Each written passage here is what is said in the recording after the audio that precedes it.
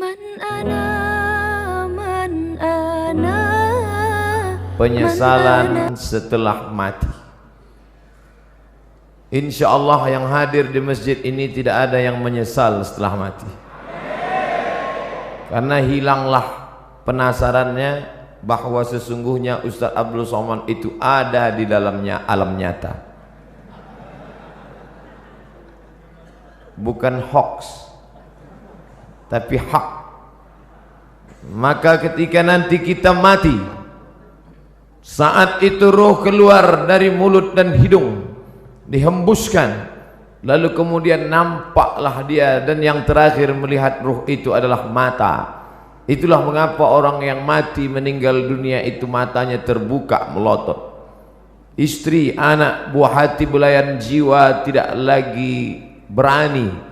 Selama ini mereka sayang kepada kita, tapi ketika itu mata yang terbuka lebar tak lagi mampu tertutup, mereka pun akan datang ke masjid memanggil tuan imam, Ustadz, Kiai, tolong datang ke rumah karena bapak saya dari tadi malam matanya melotot terus sampai pagi ini. Mereka mulai sibuk mengurus mana surat mobil, STNK, BPKB, akte notaris, karena tak lama lagi harta warisan akan segera dibagi. Dan istri pun sudah bersiap-siap akan menikah dengan Bronis. Kalau yang meninggal suami, kalau istri yang meninggal, dia pun akan mulailah menangis sebelah kanan, sebelah kiri dia melirik mana yang akan dicari sebagai pengganti. Dan bahkan belum mati pun dia sudah ada calon pengganti. Kita lah yang akan menghadap Allah Subhanahu wa ta'ala dalam lubang tanah yang basah, tanah liat karena baru saja hujan, disedot dengan mesin pengisap air, tetap naik air karena sedang musim penghujan. Akhirnya apa kata jamaah berbisik, sudah kita ikat saja dengan batu besar. Akhirnya jenazah itu pun tenggelam, lalu kemudian ditimbun dengan tanah. Hari pertama, hari kedua anak menangis. Hari ketiga mereka mulai tersenyum karena mendapat SMS lucu-lucu. Kirim rek spasi lucu, kirim ke 9090. Berlangganan 2000. Bila tidak setuju unrek, sudah di unrek tetap dikirim juga. Hari keempat mereka mulai mengambil remote dan menonton. Istri tersenyum sendiri di kamar, anak tertawa sendiri di kamar masing-masing, karena mereka punya TV di kamar masing-masing. Dan tak lama setelah itu mereka pun mulai membuka laci mencari mana surat tanah, mana surat mobil. Mereka hari Senin mulai ke kantor Samsat untuk balik nama. Kenapa balik nama? Karena polisi tidak mau menangkap almarhum. Lalu apa yang dibawa menghadap Allah? Pada saat itulah orang mati itu akan berkata, ya Rabb, ya Allah, laula akhartani ila ajalin qarib, kalau engkau beri aku masa sedikit saja, tambah umurku sekejap saja ya Allah, apa yang akan kau lakukan? Fa asaddaqa, aku mau bersodaqah, bukan somat. Aku mau bersedekah. Laula akhartani ila ajalin qarib, kalau kau berikan aku waktu sekejap saja, aku mau bersedekah. Wa akum minas salihin, aku mau beramal saleh. Alhamdulillah, orang Jawa Barat rajin bersedekah, buktinya masjid yang besar ini. Nampaknya yang bersedekah tidak hadir di sini karena suaranya tidak besar. Kalau dia hadir pasti dia berkata, amin, itu sedekah saya. Tapi rupanya orang Jawa Barat tidak mau riak. Memang dia bersedekah tapi dia diam saja. Malah yang mengatakan amin itu tidak bersedekah sama sekali. Serba salah mendengar ceramah Ustadz ini. Mau bilang amin dia katakan ini, mau bilang tidak amin. Kalau begitu lebih baik bersuara tapi bergerak tidak bersuara. Tidak ada gunanya harta yang banyak, tinggal tanah yang luas, tinggal kebun yang sejauh mata memandang, tinggal. Itu kebun teh siapa? Luas sekali, saya tidak tahu Pak Ustaz. Itu kebun orang, siapa yang punya tidak tahu. Tinggal yang kau bawa mana, yang pernah kau usap kepala anak yatim. Ini bulan Rajab, tidak lama lagi bulan Sya'ban, santunan anak yatim. Banyak orang menyantuni anak yatim di bulan Sya'ban, di bulan Rajab. Tapi setelah itu mereka berhenti. Memangnya perut anak yatim itu laparnya di bulan Sya'ban saja. Itu hanya untuk show, untuk pertunjukan, starting point. Tapi lebih daripada itu adalah untuk memperdulikan, memperhatikan mereka. Maka saya diberi judul. Biasanya judul saya pemimpin yang adil. Biasanya judulnya jihad fisabilillah. Biasa judulnya remaja hijrah. Biasa judulnya perempuan penunjang pendobrak kemunduran. Tapi hari ini judulnya menyesal setelah mati. Memangnya saya Ustadz mati? Hidup ini diberikan Allah Ta'ala bukan untuk mati. Hidup ini diberikan Allah Ta'ala untuk hidup. Maka siapa yang berpikir untuk mati, maka sebenarnya kehidupannya ini yang panjang, yang banyak, sebenarnya hanyalah persiapan-persiapan untuk menghadapi kematian. Insya Allah, kalau beginilah ramainya solat berjamaah, maka saya tidak perlu lagi memberi motivasi solat berjamaah. Insya Allah subuhnya pun kabarnya kata Pak Gubernur seperti ini juga banyaknya. Nampaknya amin itu harapan sebagai doa, mudah-mudahan sebanyak ini. Bapak Ibu yang dimuliakan Allah, maka selagi masih ada kesempatan bersedekah, jangan sampai seperti yang dikatakan, laula aqartani ila ajalin qarib, kau tambah umurku, tapi umur tak bisa ditambah. Umur bukan isi ulang. Idza jaa ajaluhum, kalau ajal sudah sampai, la yastakhiruna sa'atan, tidak dapat ditunda walau sesaat, wala yastaqdimun, tidak pula dapat dimajukan walaupun sesaat. Penyesalan orang sudah mati banyak, tapi saya batasi pada tausiah kali ini hanya 5 poin saja. 5 penyesalan orang sudah mati.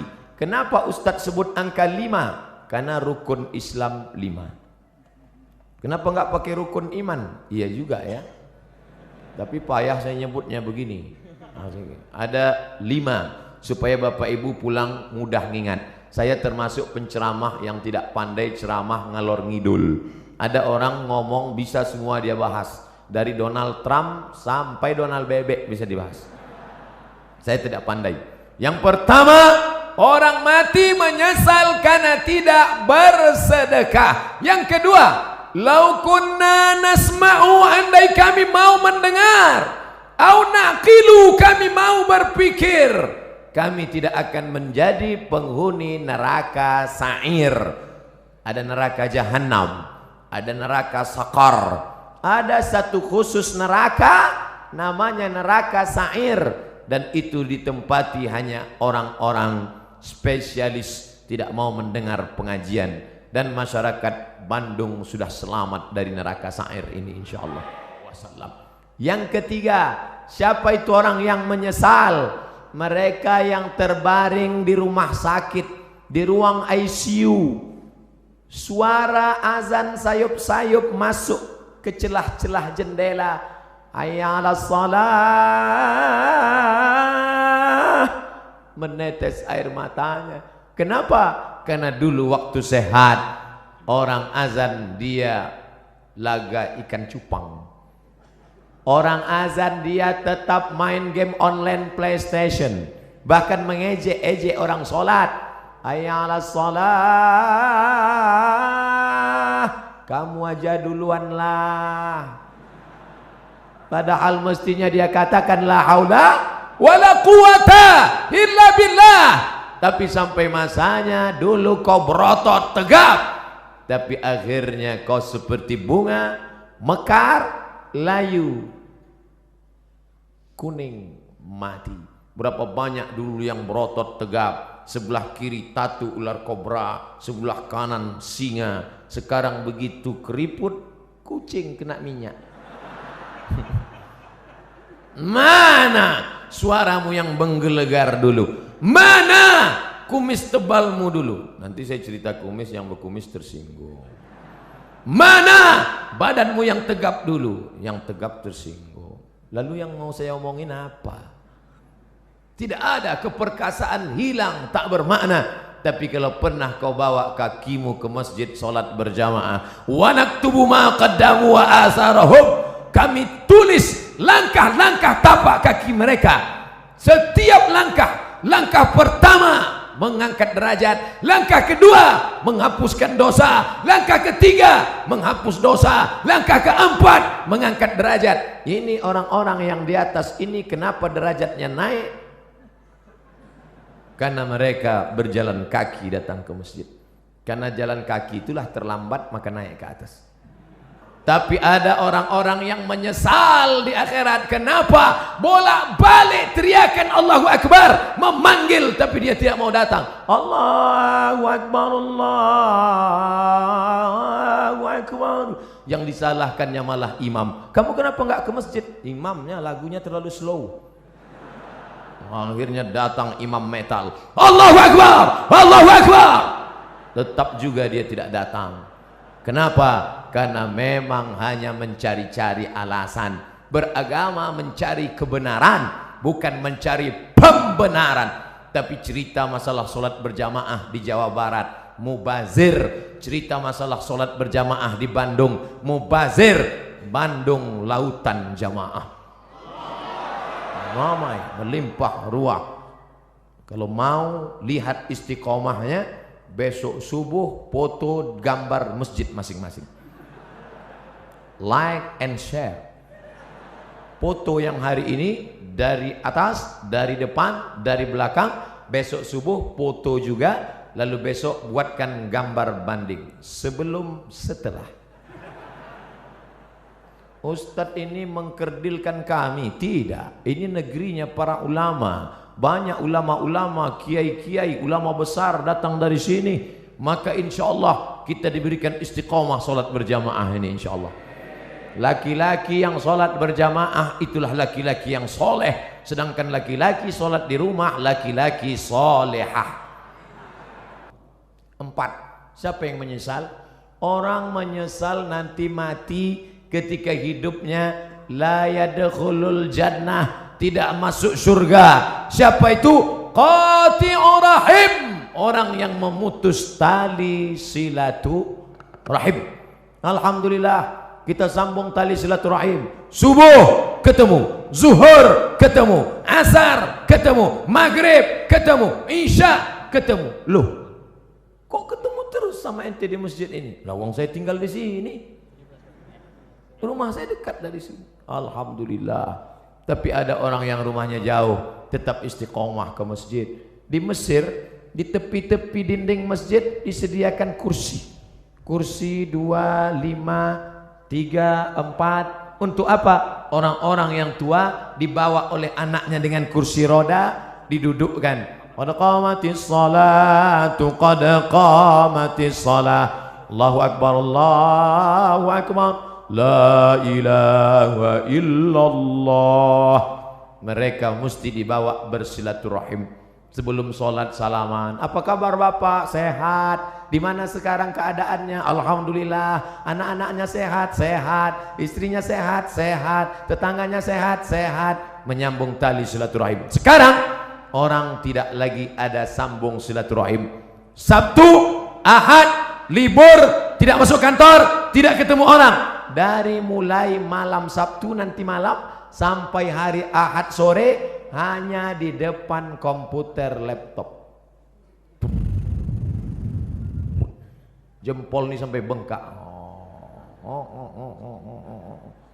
Tidak ketemu orang. Sunyi di tengah keramaian.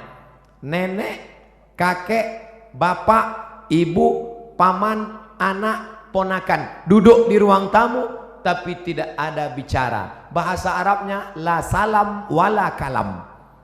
Bahasa Inggrisnya silent generation, generasi diam. Andai ada yang mati di situ pun dia tetap juga. Bukan dia tolong, dia foto langsung. Bagi yang kasihan tolong like and share. Kasihan. Ini dunia ini sudah kacau balau. Hari ini kita bertemu bersilaturahim.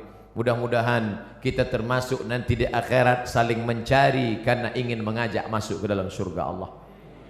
Ustadz Somad, tolong kenali wajah kami ini satu-satu Ustadz. Kalau Ustadz tidak melihat wajah saya nanti di akhirat, kalau Ustadz tidak melihat wajah saya di dunia, tolong cari saya Ustadz, kata jamaah.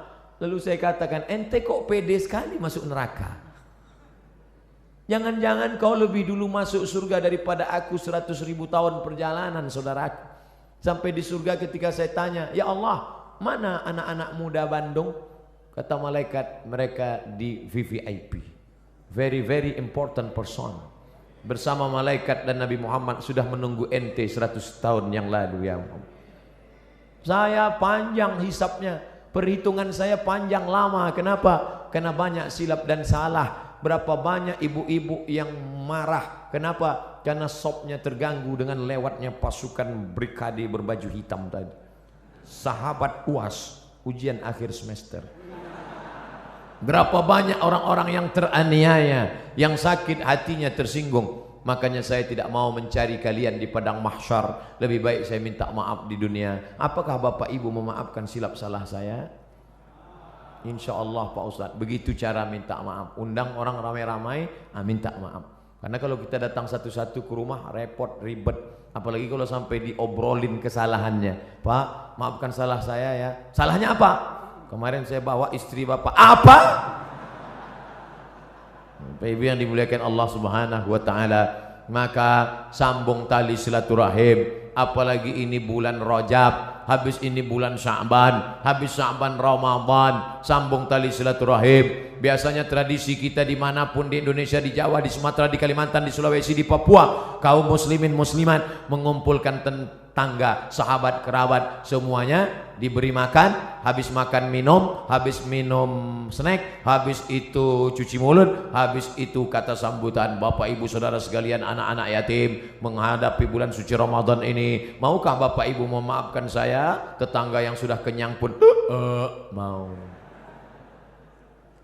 Menunggu Ramadan baru minta maaf, menunggu Idul Fitri baru minta maaf, masalah. Karena kalau sampai kita mati menghadap Allah Subhanahu wa taala dalam keadaan membawa silap dan salah, termasuk penyesalan. Menyesal kenapa aku tidak minta maaf dulu di dunia. Menyesal. Suami-suami, minta maaflah kepada istri kalau memang silap dan salahmu banyak. Tidak perlu malu. Mama, aku minta maaf padamu. Kenapa Pak? Aku sudah nikah siri. Banyak bapak yang ketawa, tapi ibu, nauzubillah. Bapak Ibu yang dimuliakan Allah. Yang terakhir, apa yang disesali manusia? Yang disesalinya adalah karena dia tidak pernah berdakwah. Hidup pernah, kaya pernah, berkuasa pernah, tapi berdakwah tidak pernah. Dakwah itu ceramah Pak Ustadz, bukan. Ini yang perlu diluruskan.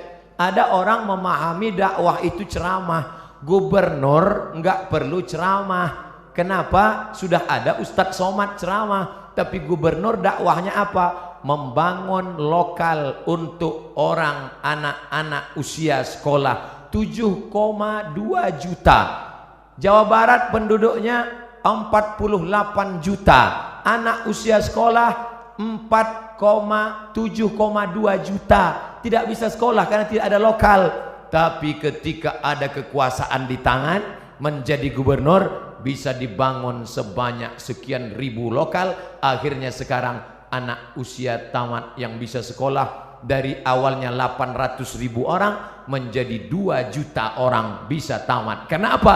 Dakwah dengan kekuasaan. Allahu Akbar. Oleh sebab itu maka berdakwahlah. Saya kebetulan dakwahnya cuman bisa ceramah dengan lidah. Bapak-bapak dari Polda, bapak-bapak dari Polresta, mereka nggak ceramah. Bapak-bapak kepolisian tidak perlu ceramah, cukup dengan pakai seragam datang ke masjid. Anak-anak muda termotivasi. Bro, lihat tuh, Pak polisi aja ke masjid, masa kita nggak ke masjid? Iya juga ya, kata mereka. Tentara-tentara cukup dengan seragamnya. Allahu Akbar. Orang takut. Siapa yang ngejek-ngejek orang sholat yang di internet itu? Siapa yang berani ngejek orang sholat di internet? Kalau sudah polisi tentara ke masjid sholat berjamaah, dakwah dengan perbuatan. Lisanul hal, perbuatan afsah min lisanil maqal, lebih menyentuh, lebih sampai ke hati daripada ucapan. Saya lemah, hamba Allah yang dhaif. Hanya ceramah dengan khutbah, dengan seminar, dengan simposium, dengan lokakarya. Tapi ada orang yang bisa berceramah dengan kekuasaan. Kita yang tidak punya kekuasaan bagaimana? Pilih orang yang punya bakat politik untuk memperjuangkan nilai-nilai Islam di tengah masyarakat. Bapak Ibu yang dimuliakan Allah SWT, itulah 5 poin yang dapat saya sampaikan. Kalau ada nanti di tempat lain Ustadz bisa menyampaikan 7 poin, berarti Ustadz itu ilmunya lebih banyak daripada saya. Kalau ada Ustadz yang menyampaikan 3 poin, berarti waktunya lebih pendek daripada saya. Jangan pernah suudzon pada orang. Jaga yang 5 ini. Kalau tidak ingat, ikuti rekamannya, tulis saja di YouTube nanti, Somad Masjid Raya Bandung, enter, insya Allah ketemu. Kalau tidak ketemu berarti belum diupload.